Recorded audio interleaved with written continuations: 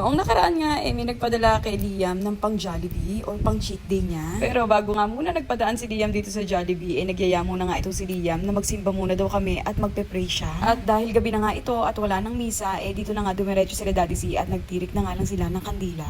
At pagkatapos nga namin mag-pray, agad na nga kaming dumiretso dito sa drive-thru. Buti nga, wala masyado nagda-drive-thru kaya naman naka-order din kami agad. Hinintay nga lang namin sandali ang aming mga order pagkatapos ay umuwi na nga rin kami agad. Sa labas na nga lang kami ng bahay kumain dahil itong si Daddy C at si Liam may susunod pang activity after this. Eto nga pang cheat day ni Liam na ito ay ang nagbigay si Tita Chai na laging nagpapadala sa kanya ng pang cheat day niya. Halos every week nga nagpapadala ng pang cheat day itong si Tita Chai kay Liam. Kaya lang minsan ay hindi na nga namin nabibideo dahil sa sobrang busy nga namin ni Daddy C. Si Tita Chai nga super fan ni Liam from Quezon City. Nako, at talaga naman support ni Tita Chai ang kagustuhan ni Liam na hindi pumayat.